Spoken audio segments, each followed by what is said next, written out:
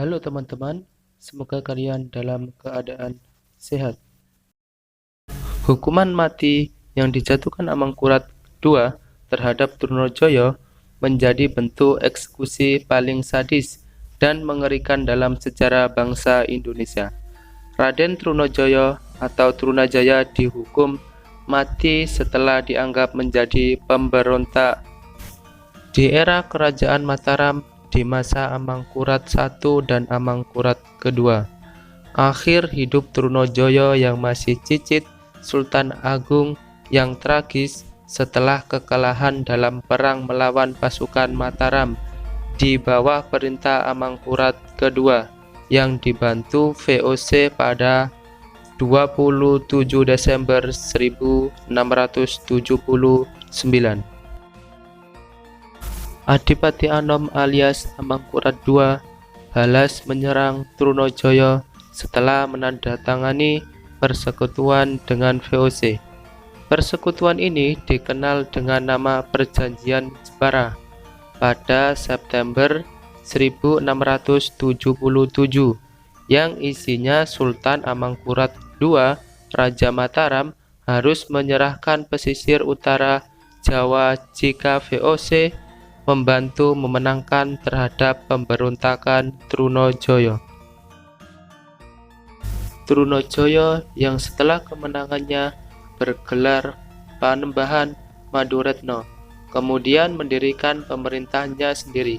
Saat itu hampir seluruh wilayah pesisir Jawa sudah jatuh ke tangan Trunajaya.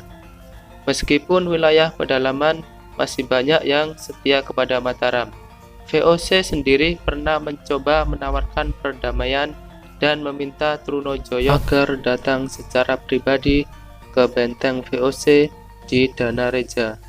Namun, Trunojoyo menolak mentah-mentah tawaran tersebut.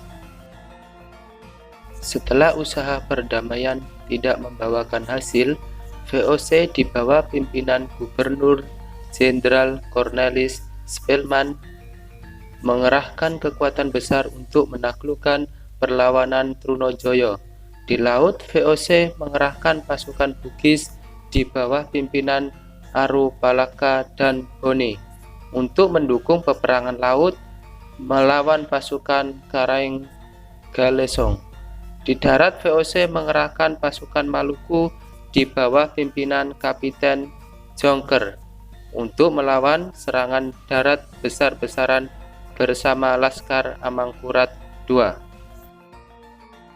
Pada April 1677, Spilman bersama pasukan VOC berangkat untuk menyerang Surabaya dan berhasil menguasainya. Spelman yang memimpin pasukan gabungan berkekuatan sekitar 1.500 prajurit mendesak Trunojoyo. Benteng Trunojoyo sedikit demi sedikit dapat dikuasai oleh VOC. Akhirnya Trunojoyo dapat dikepung dan menyerang di lereng Gunung Kelut pada tanggal 27 Desember 1679 kepada Kapiten Jongker. Selanjutnya, Trunojoyo diserahkan kepada Amangkurat II yang berada di Payak, Bantul pada 2 Januari 1680. Amangkurat II menghukum mati Trunojoyo. Eksekusi hukuman mati yang diterapkan kepada Trunojoyo sangat mengerikan. Trunojoyo ditusuk oleh Amangkurat II dengan keris Kiai Balabar di jantung hingga menembus punggungnya. Tak puas dengan menusuk jantung, Amangkurat II mencabik-cabik tubuhnya Trunojoyo. Kebengisan Amangkurat II yang dibakar api dengan menjadi-jadi dengan memenggal kepala Trunojoyo. Selanjutnya, kepala Trunojoyo diletakkan di depan bilik peraduan. Semua orang yang keluar masuk bilik peraduan harus menginjak kepala Trunojoyo. Kepala Trunojoyo kemudian dihancurkan dengan menggunakan lesung dan lumbung batu. Eksekusi hukuman mati terhadap Trunojoyo itu tercatat oleh Raffles dalam buku The Story of Java. Seperti itulah cerita kebangsan Amangkurat yang kedua. Sampai jumpa.